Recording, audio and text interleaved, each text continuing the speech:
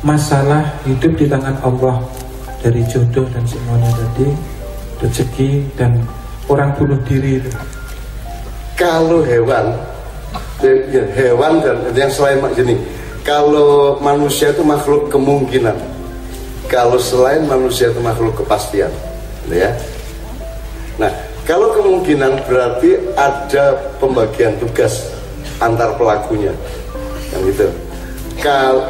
Bahkan yang pasti saja seperti binatang bisa dibunuh manusia, ya. Artinya dia mendapat kepastian tidak hanya dari Allah tapi juga dari manusia, gitu. Apalagi manusia yang hanya kemungkinan, maka kamu sama Allah bekerja sama menentukan hidupmu. Jadi gue bunuh diri keputusanmu, gitu, keputusanmu. Jadi orang pun Allah menentukan kamu bunuh diri, Allah tahu besok-besok kamu bunuh diri, tahu. Tapi tidak lantas dia mengurus, aku ciptakan engkau untuk bunuh diri, orang. Pas aku ya orang. Siapa yang bunuh diri siapa ini?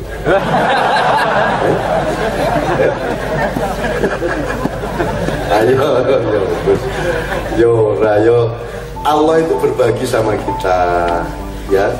Allah kasih beras, Allah kasih padi, kita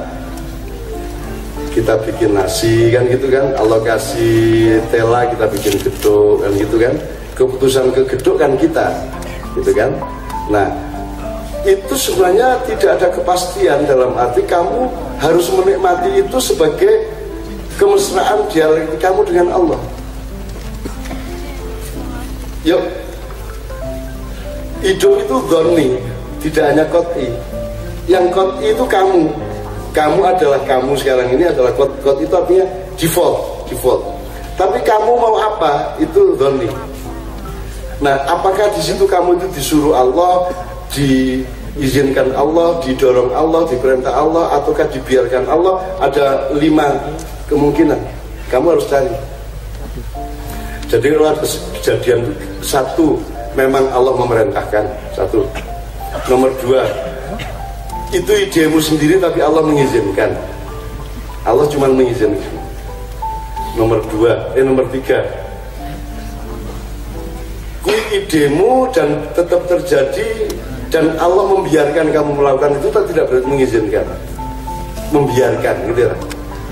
Ben kono sakar-karmu gitu. Nomor 4, istidraj. Kowe dibombong fi qulubihim maradun fazadahum maradun. Nek kowe atimu penyakitan ora gelem mari, Allah nambahi penyakitnya. Nah, ada orang bunuh diri dibiarkan sama Allah atau malah dibombong oleh Allah karena dia tidak mau sembuh. Nah, Anda harus mengerti dirimu. Anda pada posisi yang mana? Gue gitu diperintah Allah, apa gue gitu dibiarkan Allah, diizinkan Allah, dibombong Allah, atau disesatkan Allah yang paling celaka. Allah punya hak menyesatkan kita. Karena Jumat kan mendengar kalimat itu tiap Jumat tak? Barakallah mayyadillah wa mayyudil wala hadiyalah. Barang siapa diberi petunjuk oleh Allah, tidak ada yang bisa menyesatkan, dan barang siapa disesatkan oleh Allah, tidak ada yang bisa memberi petunjuk. Na'udzubillah min dzalik, jangan sampai kita menjadi manusia yang Allah merasa layak menyesatkan kamu. Dan gitu. Jadi saiki dinamis deh itu jawabannya. Itu ya, dinamis. Jadi mustahil kalau Allah mentakdirkan kamu bunuh diri, ya mustahil. Terakhir masalah tafsir mimpi nanti. Ini mimpi ini belum bisa kita elaborasi ya, karena beribu-ribu anak-anak saya mimpi, atau dan mimpi ini kadang-kadang kita cetha banget, dan aku ini merentah apa ngomongnya apa sing cetha banget sing aku dhewe ora ngerti. Nggih, medeni tenan iki. Gusti Allah ki lenggahi perkara ki ya Allah, ya. Aku ditekake nang atine bocah-bocah, terus aku ngkai wiritan barang, Pak. Begitu takon aku, waduh kok ngerti ya aku ya. Akhirnya aku takon, jenengan iku ndamel perkara kula diwuruki napa sing kula wuruk kene. Ana sing tak wuruki mabur, ana sing tak wuruki njupuk keris ning wit, ana sing tak wis macam-macam. Macam-macam. Ah iki tak wuruki kaya Upin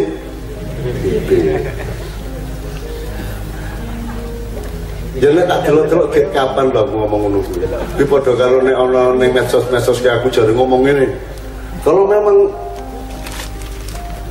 speaker masjid tidak boleh, yang dangdut juga tidak boleh. Aku kapan ngomong ngono kuwi lho. Ya ana ning medsos kaya ngono kuwi kapan aku ngomong ngono kuwi, ya Allah, ya Allah. Ning aku meneng webben wae.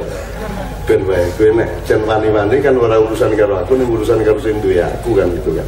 Aku tenang wae, ben wae aku. Nah jadi Dek, kalau saya sekarang mencoba mencari atau mengelaborasi, melogikakan, mencari kontekstualisasinya, Upin Ipin itu bikinan anak Indonesia, tapi tidak diterima ketika ditawarkan kepada media Indonesia, karena orang kreatif di Indonesia tidak dipercaya oleh orang kaya di Indonesia.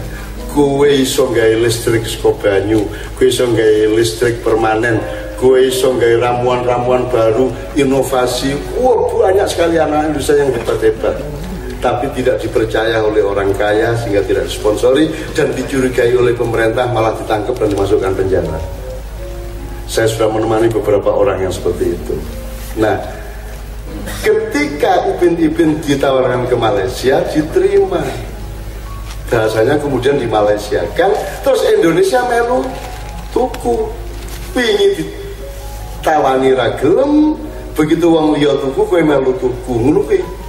Jadi kita mohon, kita mudah-mudahan kita punya pemerintah dan stakeholder Indonesia yang menghargai rakyatnya sendiri.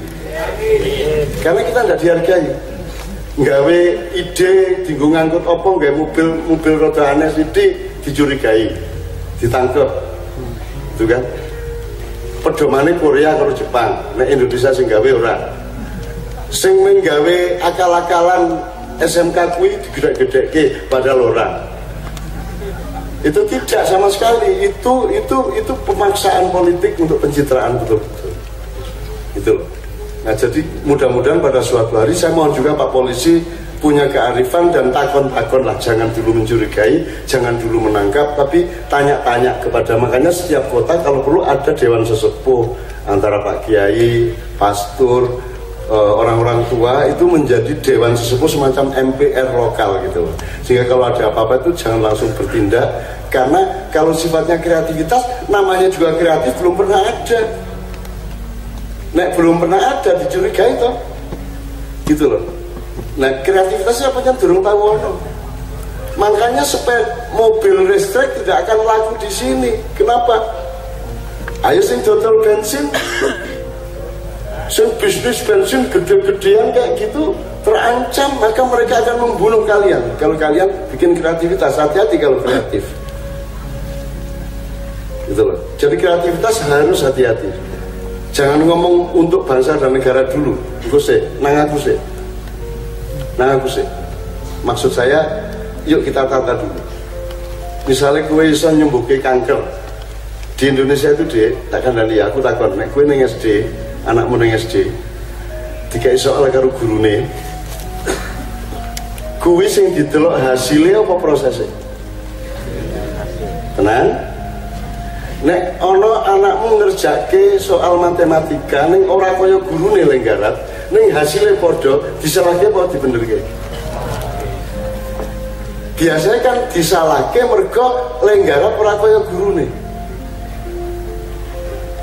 Nek kowe ndelok dalan dhewe meskipun hasilnya sama kamu nggak dipercaya. Kan harus pakai prosedur mereka. Nah, begitu juga sikap mindset nasional kita begitu. Meskipun terbukti kamu bisa membuat mobil yang bagus, yang efektif, yang efisien, tapi kalau tidak seperti yang lain-lainnya yang sudah ada selama ini, kamu dicurigai kan begitu. Karena bangsa Indonesia atau pemerintah Indonesia yang saya belum siap dengan kreativitas rakyatnya. Jadi kalau kamu punya kreativitas, monggo dirembuk dulu, jangan terlalu disosialisasikan. Misalnya gini, saya kowe loro batu ginjal. Wamane ya, ini ora, ini lah betul manuk toh. Ini jual manuk dia. Itu manuknya sih itu, betul manuk kang dindi ora. Untuk iya atau tidak dia punya batu ginjal, kan harus ke lab, betul nggak? Di ronsen apa? gitu ya. Nek aku ngomong kue batu ginjal, percaya lah. Meskipun bener, sing dipercaya lah itu aku, betul nggak? Meskipun bener, kue. Misalnya aku tabib, tak cekel ngendi, waduh, ginjal sampean rodo garing ini. Saya tidak dipercaya, harus dilihat secara medis barat, baru dianggap bener. Kalau cuman tak pegang gini terus saya tahu sampean kok rodo paru-paru ini rodo terus misalnya gitu ya, saya tidak dipercaya meskipun bener hasilnya. Nah ini kelemahan bangsa Indonesia, kelemahan pemerintah Indonesia. Gue ngene, berarti ginjalmu tak cukup. Gue nanggone anak maknya di Delanggu, menganggu paku set, dilpok set, gue karena rokok ini rokok dilpok di sini lagi. Kalau tarik gini, kalau adem-adem biasa, metu produk batunya. Nyotoran nek batu ini metu. Begitu dimasukkan ke lab, memang hilang batunya. Kan sudah dikeluarkan, tapi diakui enggak? Diakui enggak hasil karya? Enggak diakui. Karena prosedurnya tidak seperti di rumah sakit. Jadi urusannya bukan hasilnya, urusannya adalah kudu kaya kae. Ini penyakit mazhab namanya. Kudu kaya kae. Nek wiritan kudu ngono kae, nek salat kudu ngono kae, thariqate kudu ngono kae, nek orang ngono kae salah, meskipun hasilnya tetap taqarrub ilallah. Nah, saya mohon anak-anakku semua besok-besok kalau Anda menjadi stakeholder, Anda menjadi pemerintah, punya kedewasaan, punya keluasan, punya jiwa penerimaan tapi rasional dan waspada terhadap fakta-fakta yang muncul di depan Anda. Ojo gampang nolak-nolak opo-opo. Gitu. Karena kebenaran tidak hanya satu, kebenaran itu sangat banyak. Wong buktine kowe gelem nrimo aku kok. Kan kudune sing diterima ning iki nek ngomong agama ya kudu pembelajar agama beneran, kudu tamat Al-Azhar, kudu menguasai kitab kuning. Lah kok ora ngerti, ning kok terima? Kok takon-takoni? Kuwi dilalah aku diterima. Ning belum tentu diterima yang lain. Itu kan? Kudune sing nglompokke wong ben bersatu kan Departemen Dalam Negeri. Lah kok aku ning ndi anggere ono ngono-ngono iki putra aku. Loh, aku punya ekspektasi apa? Ning kok kowe nrimo? Kan gitu.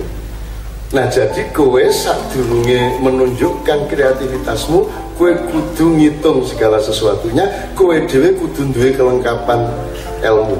Nek kowe iki wis diterima wong lagi kowe ngene, misalnya kowe iki urung ngerti apa-apa, wis polisimu gini ya tempiling kowe. Agak kowe iso ngomong kowe ngene, nek aku sing ngomong ora.